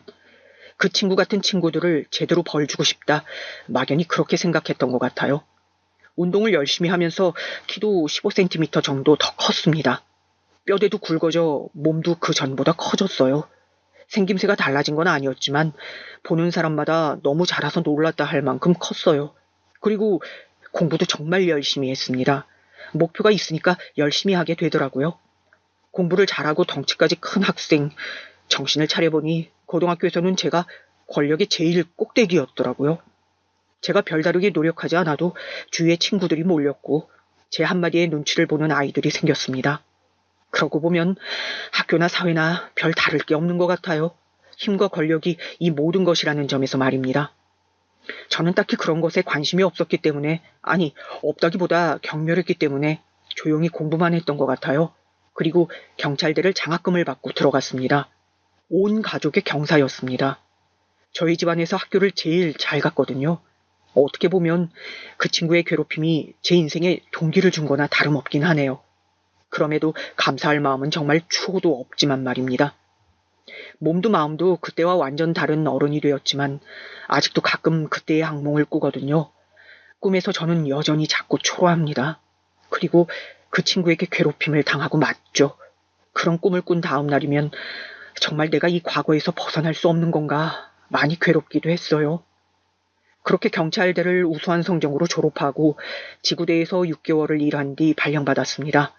성적도 좋고 체력 시험도 늘 만점에 가까웠던 덕에 엘리트들만 간다는 서로 발령이 났어요. 그리고 비교적 이른 나이에 경감으로 진급했습니다. 아들이 경찰 간부 소리를 듣는 직급으로 진급을 해도 아버지는 계속 아파트 경비 일을 하셨어요. 제가 몇 번이나 그만두시라 했지만 그때마다 거절하셨습니다. 그만두시라니까 참. 사람이 집에 가만두어서 먹고 자고 하면 더 빨리 늙어. 그리고 나는 어딘가에 내가 쓰임이 된다는 게 좋다. 집에서 가만히 있는 게 오히려 스트레스야. 그렇게까지 말씀하시는데 더는 권할 수 없어 그냥 다니시게 뒀습니다. 요즘 뉴스에서도 아파트 입주민들의 갑질이나 또 지구대에 접수되는 사건들 중에 경비원 폭행과 같은 사건들도 종종 봐왔었기 때문에 정말 걱정됐지만 아버지는 늘 여기 입주민들은 성품들이 다들 좋으시다며 괜찮다 하셨어요. 크고 작은 일들이 있긴 했지만 아버지는 그 일에 정말로 만족하시는 것 같았어요. 아들로서는 이제 편하게 사셨으면 하는 마음이 컸지만 그게 좋다 하시니 어쩔 수 없다 생각했습니다. 어느 날은 아버지가 넘어지셔서 병원에 입원하셨다는 전화를 받고 병원으로 향했어요. 겨울에 눈을 쓸다가 미끄러지셨다는 말에 다시 한번 그만두시라는 말이 목 끝까지 차올랐지만 괜찮다고 허허 웃으시는 아버지의 모습을 보며 꼭 참았습니다. 네 아버지 고집을 누가 꺾어. 그냥 내비둬. 너한테 큰 문제 되는 거 아니면. 저한테 문제 될 게 뭐가 있어요. 걱정되니까 그러지. 그럼 그냥 둬. 지 고집대로 해야 하는 양반이잖아. 순해 보여도. 더 이상 아버지 일에 대해 이야기하지 않기로 했습니다. 그리고는 그 부분에 대해서는 말을 더 하지 않았어요. 무슨 일 있으세요? 바쁘다는 이유로 오랜만에 아버지 댁에 간 날이었습니다. 어딘가 고민이 많아 보이는 얼굴을 하고 앉아 계셨어요. 그래서 물었더니 이렇게 말씀하시더라고요. 이야기를 듣자 하니 1인 1가구인 주차 공간을 새로 들어온 입주민이 2자리를 쓰고 있다는 겁니다. 그래서 다른 주민분이 민원을 넣으셨고 그걸 아버지가 가서 이야기해야 하는데 도통 만날 수가 없다고요. 그런 사람들은 되게 만나면 안하무인의 진상인데. 실제로 그런 경우가 많았습니다. 연락이 잘 되지 않거나 연락을 해도 무시하는 사람들. 그런 사람들은 실제로 안하무인의 진상인 경우들이 많았어요. 경찰을 하면서 단연간의 경험으로 얻은 빅데이터라 할까요? 어딘가 불안한 마음이 들어 주의하시는 게 좋겠다고 말했지만 아버지께서는 웃으며 그러시더라고요. 그런 사람들도 있지만 정말 몰랐던 경우도 가끔 있으니까 만나보기 전에 미리 그렇게 판단하면 안 되지. 어머니가 네 아버지를 누가 말리냐고 작게 중얼거리시면서 고개를 저으시더라고요. 저희 아버지는 그런 분이셨습니다. 모든 부정적인 부분보다 긍정적인 부분을 먼저 생각하고 또 늘 속으시면서 사람들을 믿으셨어요. 그런 아버지를 존경했지만 가끔 답답한 부분이 있는 것도 사실이었습니다. 하지만 아버지의 고집을 꺾을 수 없다는 것을 너무도 잘 알기에 그냥 조심하시고 무슨 일이 있으면 연락하라는 말만 하고 나왔습니다. 집으로 돌아와 아내에게 말하니 아내도 똑같이 말하더라고요. 그런 사람들은 대개 진상인 경우가 많은데 하면서요. 그러고 한동안 별 말씀이 없길래 잘 해결됐나 보다 했어요. 그런데 뜻밖의 곳에서 전화가 왔습니다. 제가 일하는 서 담당 지역에 있는 지구대였어요. 박 경감님 좀 와보셔야 할 것 같습니다. 무슨 일인데? 저희 서로 경비원 폭행 시비 신고가 하나 들어왔는데 박 경감님 아버님이신 것 같아서요. 순간 머리를 누구한테 한 대 맞은 것처럼 멍한 기분이 들었습니다. 아버지가 폭행? 폭행을 당했다니요? 그냥 보기에도 마른 그 노인네를 누가 때렸다는 건지, 그리고 누구에게 그런 짓을 당할 행동을 하시는 분이 절대 아닌데 말입니다. 손이 떨려왔어요. 무슨 정신으로 아버지가 일하시는 아파트를 향했는지 기억도 잘 나지 않습니다. 도착하니 사람들이 어느 한쪽에 우르르 몰려있더라고요. 아직 상황이 다 정리되지 않은 듯 웅성임과 어수선함이 느껴졌습니다. 그쪽으로 막 가려던 때 누가 아는 척을 해왔어요. 얼굴을 아는 지구대 순경이었습니다. 저에게 전화를 한 친구이기도 했고요. 안녕하십니까? 어디야? 저기 계십니다. 일단 내가 경찰인 건 말하지 말고 먼저 아버지 있는 데로 가지. 아들이라고만 해. 예전부터 아버지는 아들이 경찰인 걸 밝히는 걸 썩 좋아하지 않으셨어요. 뭘 바라는 사람들도 있고 사람들이 괜히 자기를 조심하는 게 싫으시다나 어쩐다나. 경찰이 뭐가 그렇게 대단한 직업이라고 그러는 건지 모르겠다는 말에 대단하지 그럼이라고 화를 내시던 게 기억납니다. 왜요? 그냥 아들이 경찰인 거 말하고 다니는 거 안 좋아하셔. 어디서 내 아들이 경감이다 그러면 다들 껌뻑 죽을 텐데. 그게 싫으신 양반이라. 걱정되는 마음을 안고 간 곳에는 바닥에 힘없이 앉아있는 아버지와 그런 아버지에게 삿대질을 해가며 소리를 지르고 있는 제 또래의 덩치 큰 남자 한 명이 있더군요. 아버지! 제 목소리에 아버지가 놀라서 저를 보셨어요. 아버지의 얼굴을 보고는 놀랄 수밖에 없었습니다. 그 노인네 마른 얼굴에 멍이 들어 있었거든요. 정말 심장이 쿵 하고 떨어진다는 게 그런 거구나 했어요. 그리고 피가 거꾸로 쏟는다는 느낌을 받는 것도 그런 느낌이구나 했습니다. 일단 병원으로 모시세요. 그 순경의 말에 그 남자가 버럭 화를 내더라고요. 저는 다친 아버지를 살피느라 정신이 없었습니다. 병원은 무슨 여기서 해결해야지. 일단 치료부터 받으셔야죠. 그 전에 나한테 제대로 사과부터 해야 한다고. 아까 보니까 어르신이 죄송하다 하시더만 무릎을 안 꿇었잖아. 그 말에 저도 울컥 분노가 치밀어 올라 그 남자를 바라봤지만 아버지를 부축하느라 앉아있던 제 앞에 서 있는 순경이 시야를 가려 제대로 보이지 않았습니다. 사람들이 웅성웅성하는 소리가 들렸어요. 저 양반 도라이 아냐? 분노 조절 장애 뭐 그런 건가 같은 말들이요. 이 아저씨 진짜 막갑하시네. 뭐? 경찰이면 다야, 어? 그 남자는 경찰임을 알면서도 달려들 기세로 말했어요. 그러자 순경이 정색을 하고 말했습니다. 자꾸 이러시면 공무집행 방해죄예요. 그 말에 조용해진 그 남자의 얼굴도 제대로 보지 않고 얼른 아버지를 부축했습니다. 그리고 그 남자를 향해 한마디를 하려는 순간 그 남자가 돌아서서 들어가더라고요. 지구대 가서 사건 경위서 작성하셔야 한다니까요. 그 말은 듣지도 않고 집 안으로 들어가는 남자의 뒷모습을 보던 순경이 고개를 저으며 말하더군요. 에이, 여길 또 와야 되네. 보통 진상이 아니네, 진짜. 들어가는 남자의 뒷모습이 어딘가 낯익다 생각했지만 그 부분은 금방 잊었습니다. 그리고 순경에게 말했어요. 내가 해결할게. 저 남자에게 제대로 된 사과를 받아야겠다 생각했거든요. 제가 그렇게 이야기하자 그 순경이 복잡한 일 잘 넘겼다는 얼굴로 저를 바라봤습니다. 저런 진상 대하는 게 여간 스트레스가 아니긴 하거든요. 정말 그러셔도 돼요? 우리 아버지 일인데 뭐. 그렇게 말하고는 병원으로 향했습니다. 할 수 있는 검사를 다 하고 사진을 찍었어요. 그 남자가 미는 바람에 넘어지면서 다리를 크게 접지르셔서 안면에 멍을 빼고라도 전치 5주가 나왔더라고요. 정말 손이 떨릴 만큼 화가 났지만 참았습니다. 그리고는 제대로 최대한 많은 처벌을 받게 하기 위해 동네를 돌아다니며 탐문 수사를 했어요. 보통 이런 일은 증언 몇 개만 듣고 마는데 저는 그렇게 하지 않았습니다. 목소리도 얼마나 큰지 옆집 사람들이 매번 불편해한다니까요. 진짜 진상이에요. 진상. 8살짜리 꼬마애가 킥보드 타다가 좀 부딪힌 걸로 얼마나 애를 잡았으면 애가 덜덜 떨면서 죄송하다는 말만 반복했다잖아요. 그 부모가 찾아갔는데도 찍소리도 못하고 왔대요. 등치도 얼마나 큰지. 그날도 경비 아저씨는 신사적으로 말씀하셨는데 그 남자는 대뜸 소리부터 지르더라고요. 그리고 막 어깨 밀면서 반말 찍찍하고 말이죠.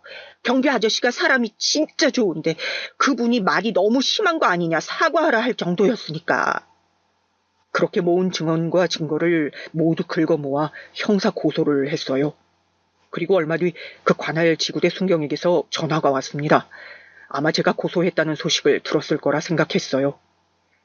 아니나 다를까 고소했다는 이야기가 들어간 모양이더라고요.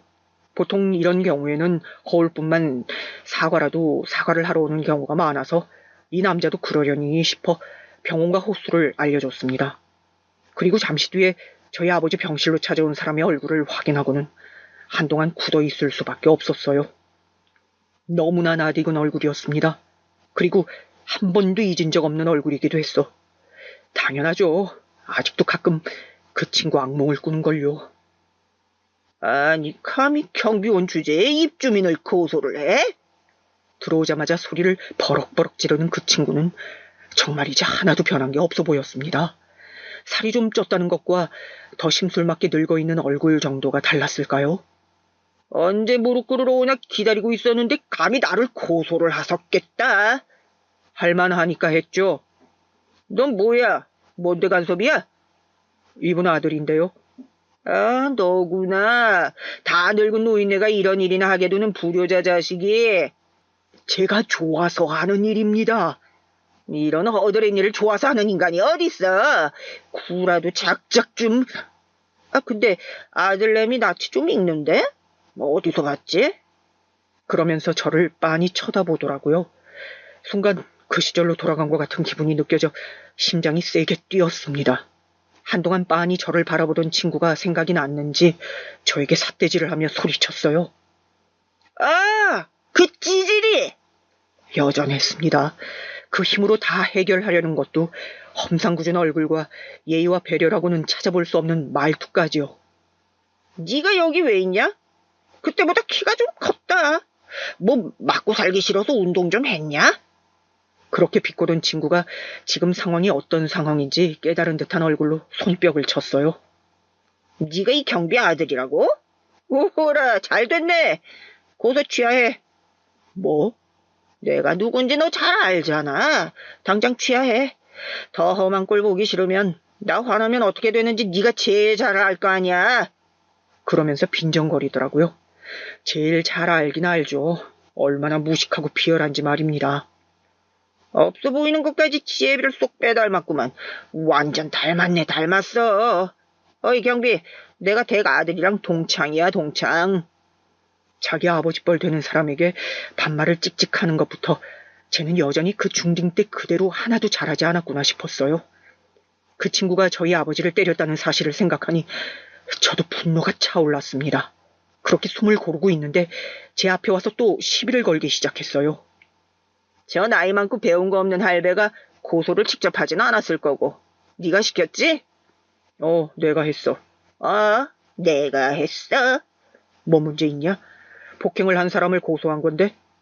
그러자 어쭈하는 얼굴로 저를 바라보던 그 친구가 손가락으로 제 어깨를 툭툭 밀더군요. 그러면서 말하더라고요. 이제 키도 좀 컸다 이거지? 그래도 내 눈엔 넌 여전히 그때 내 앞에서 벌벌 떨던 그 찌질한 새끼야. 어디서 말대답이야? 좋은 말할 때 고소 취하해라. 그럴 생각 없고 합의해줄 마음도 방금 싹 사라졌어. 뭐? 와서 미안하다고 무릎이라도 꿇고 싹싹 빌면 합의해줄까 생각도 했는데 넌 거 확인했으니 안 되겠다.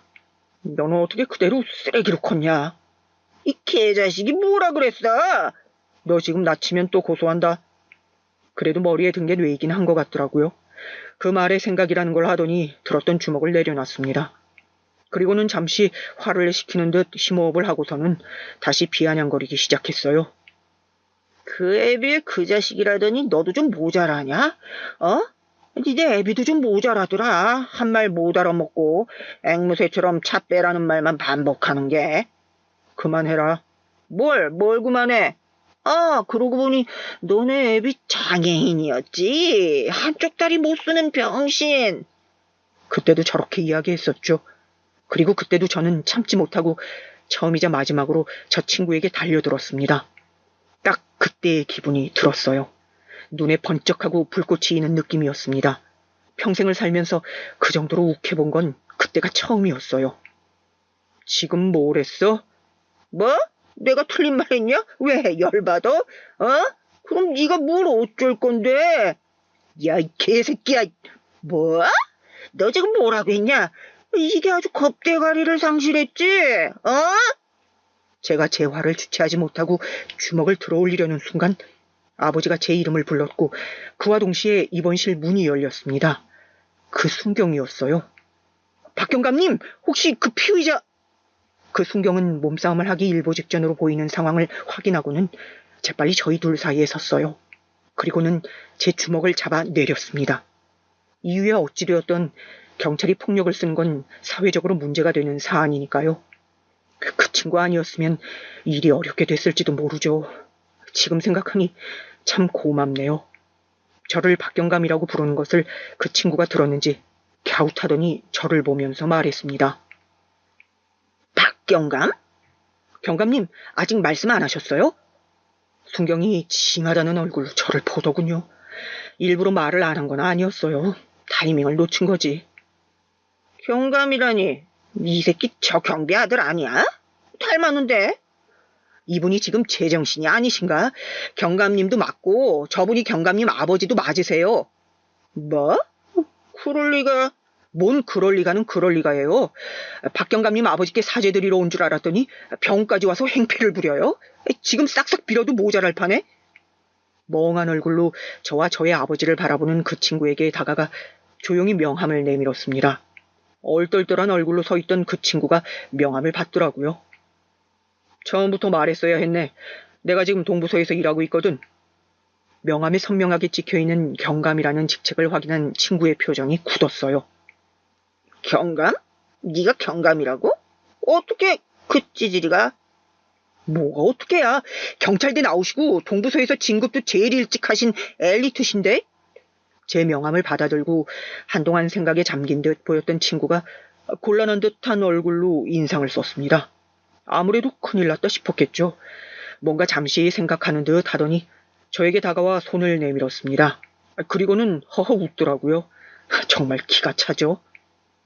야, 친구 좋다는 게 뭐냐. 실수 한번 한 거 가지고 너무 팍팍하게 굴지 말고 합의하자. 실수? 그래, 실수.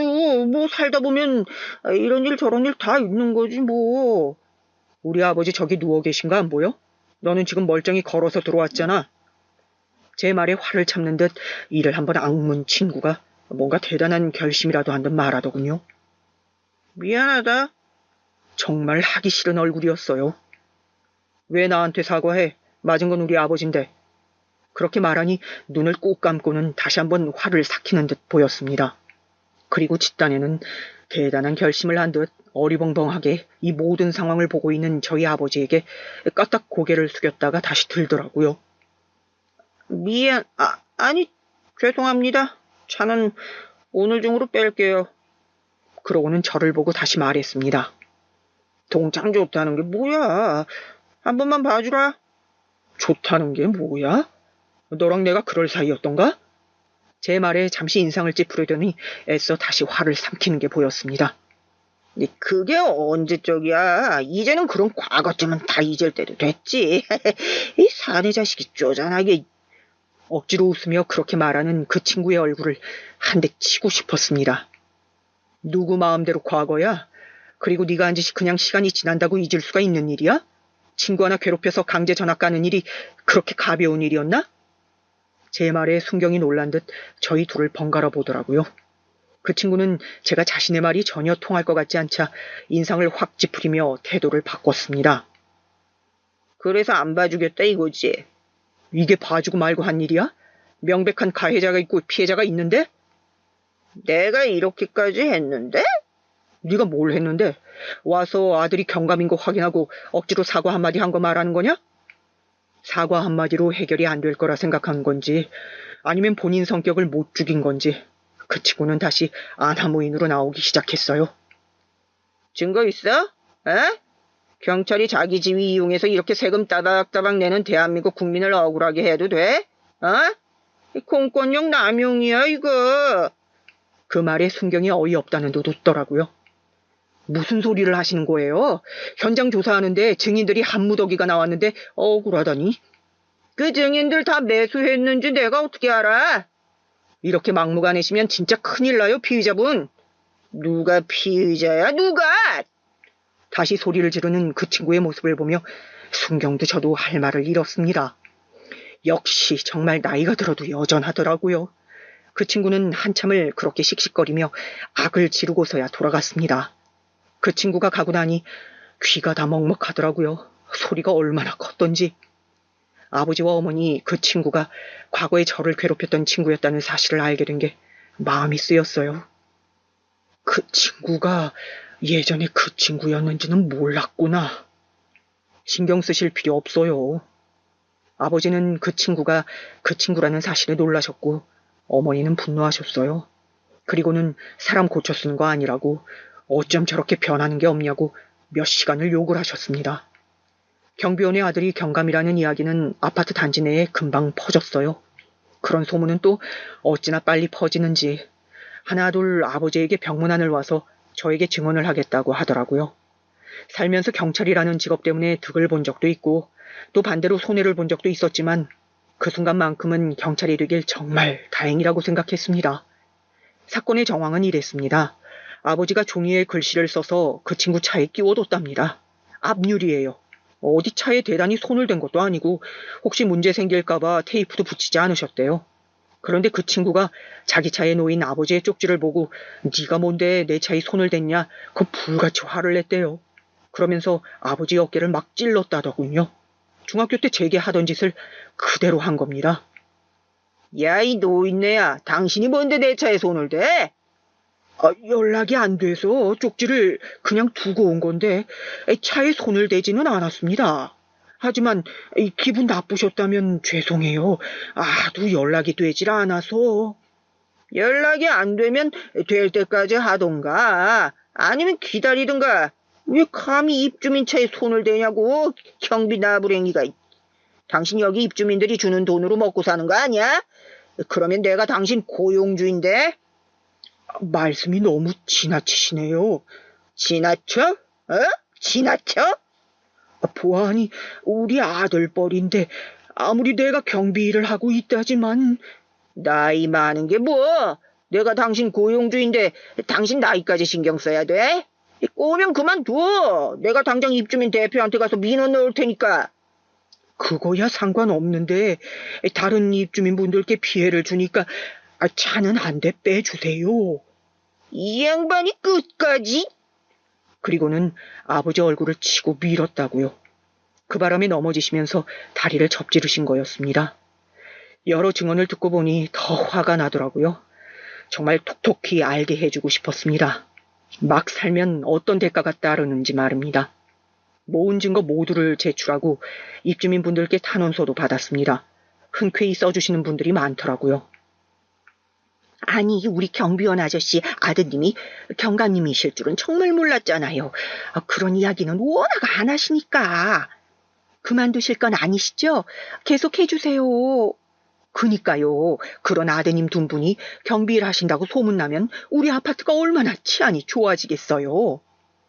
대부분 그런 마음으로 탄원서를 써줬지만 뭐 이유야 어쨌든 저는 그 친구에게 인생 그렇게 살면 안 된다는 본때를 보여주고 싶었기 때문에 상관없었습니다. 그 친구는 변호사를 선임한 것 같더라고요. 그리고 그 변호사에게 이 싸움이 전적으로 불리하다는 이야기를 들은 것 같았습니다. 어느 날 합의를 하자는 연락이 왔어요. 합의를 할 마음은 정말 하나도 없었지만 무슨 얼굴로 무슨 소리를 하는지 궁금해서 그 자리에 나갔습니다. 합의하러 나간 자리에서 그 친구의 얼굴을 다시 봤습니다. 그 전과는 또 태도가 다르더라고요. 분명 변호사의 조언을 듣고 온 거겠죠. 제가 사과를 어떻게 하면 마음이 풀어지실지 말씀해 주시면 다 하겠습니다. 그렇게 말하며 고개를 숙이더라고요. 속으로는 온갖 욕을 하고 있을 거라는 걸 듣지 않아도 알 수 있었습니다. 저는 합의를 할 마음이 없는데요. 그럼 여긴 왜 나오신 건지, 무슨 말을 할지 궁금해서. 그 친구가 자리에서 벌떡 일어났습니다. 변호사가 말리려는 듯 친구의 팔을 다급히 잡았지만 이미 때는 늦은 뒤였어요.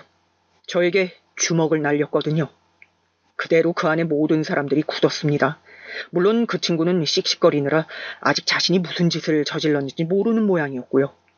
변호사가 다시 한번 그 친구를 끌어당기며 뭐라 중얼거리니 아차 하는 표정을 짓더군요. 저는 그 자리에서 바로 일어났습니다. 억지로 하는 사과인 거 확인했으니까 가볼게요. 오늘 폭행건은 일단 병원 가서 진단서 끊고 추가 기소할 거니까 그런 줄 아시고요. 야, 그게 아니고, 야! 나가는 제 뒤에 대고 저를 부르는 그 친구를 무시하고 그 커피숍을 나왔습니다. 아, 나오는 길에 CCTV 가지러 올 테니 보관 잘 해두시란 말도 커피숍에 하고 나왔고요. 그렇게 재판은 친구에게 상당히 불리하게 돌아갔어요. 합의하러 나간 자리에서도 주먹을 날린 게 가장 결정적이었습니다. 그 친구는 받을 수 있는 최대치의 보상금과 벌금을 내야만 했어요. 물론 제 지위가 판결에 도움이 되긴 했을 겁니다. 완전히 후련하진 않았지만요. 그리고 동네에도 안 좋은 소문이 다 난 것 같더라고요. 뭐 조폭이었네, 일수꾼이네 하는 것들이요. 저에게 폭력을 행사했다는 이야기까지 이미 소문이 다 나서 그 친구 가족들이 고개를 제대로 들고 다니지 못한다고요. 집을 내놨다는 이야기까지 들었습니다. 복수 아닌 복수를 했다고 생각했어요. 뭐 의도한 건 아니고 그 친구가 자초한 결과긴 했지만 말입니다. 그 뒤로 신기하게 그 친구 꿈을 꾸지 않아요. 꾸더라도 꿈속에 저는 그 친구에게 일방적으로 당하는 것이 아닌 맞서 싸웁니다. 그 일이 저에게 큰 전환점이 되긴 한 모양이에요.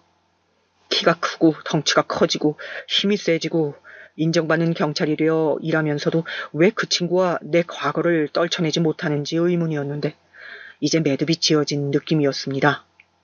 중학교 때 동창들과는 사실 연락을 하고 지내는 편이 아니었는데 그 일이 있고 나서 어디서 소문을 들었는지 중학교 때 동창들이 하나둘 연락이 왔어요. 사실 반갑지는 않았습니다. 그때 방관하던 친구들에 대한 앙심이 아직 남아있는 것은 아니었지만 이제와 연락을 하는 저희가 너무 뻔하게 보였기 때문이에요. 아니나 다를까 찾아온 친구들은 하나같이 제 직위를 이용해야 하는 부탁들을 해왔습니다. 네가 이렇게 잘 될 줄은 몰랐다. 너무 달라졌다 하면서요. 의도가 너무 보이는 그 만남들과 부탁들을 죄다 거절하면서 한편으론 너무 씁쓸하더라고요. 그때는 그렇게 모른 척했던 친구들이 서로 아는 척을 하러 난리인 것 말입니다. 많은 소송이 끝나고 그 친구가 저와 저희 아버지에게 물어줘야 할 피해보상금이 수천에 입주민들이 따로 걸었던 피해보상 소송까지 빚을 지게 생길 만큼 많은 보상금 지급 명령이 떨어졌습니다. 어느 날은 아이를 안고 와서 무릎을 꿇더라고요. 내가 정말 미안하고 잘못했다. 아직 아이도 어리고 그 많은 보상금을 다 줄 여력도 없어. 한 번만 용서해주면 안 되겠냐? 나를 봐서가 아니라 우리 집 식구들을 봐서. 안고 온 아이가 아직 어리긴 하더라고요. 듣자 하니 늦게 결혼을 해 늦게 얻은 아들이라는 걸 지나가듯 들은 적이 있는 것 같았습니다. 그 아이를 보니 저도 흔들리긴 했어요. 특히 아버지가 많이요. 그 친구가 사람이 될지 안 될지는 모르겠지만 일단은 아이는 죄가 없으니 적정 수준에서 합의를 해주는 게 어떻겠니? 아버지의 그 말에 어머니는 과거에 애를 괴롭혔던 애를 그냥 이렇게 용서해 줄 수 없다고 천사나 하셨다며 아버지를 나무라셨지만 사실 저도 그 친구의 반성 여부를 떠나 과거의 트라우마에서 어느 정도 벗어난 상황이었기 때문에 그전처럼 괘씸하거나 화가 나지 않았던 건 사실이었습니다. 그래서 그 친구를 보자고 했어요. 지난번에 만났던 그 커피숍으로 나온 친구는 그전보다 더 헬쑥해져 있었습니다. 연락 줘서 고맙다. 내가 고소한 건에 대해서는 합의해 주는 걸로 할게. 근데 다른 입주민들의 고소는 네가 알아서 해. 그리고 너 때문에 해주는 거 아니고 네 아들 봐서 해주는 거니까 이제는 진짜 사고치지 말고 잘 살아라. 제 말에 연신 고맙다고 고개를 꾸벅꾸벅 거리더라고요.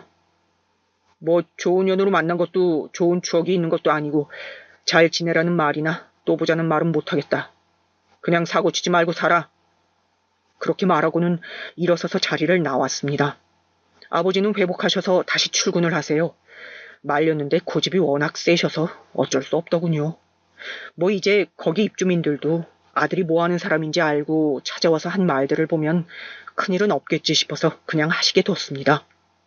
그리고 그 친구는 이사를 갔어요.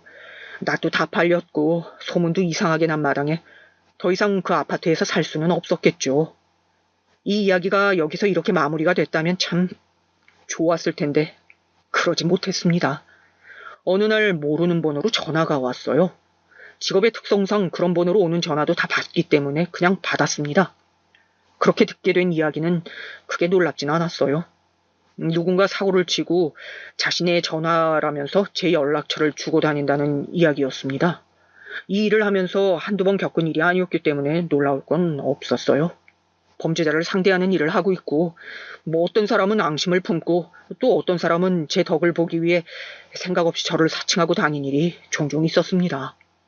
누군지 알고 처벌은 해야 했기 때문에 피해를 봤다는 곳을 찾아갔어요. 그곳은 그냥 평범한 술집이었습니다.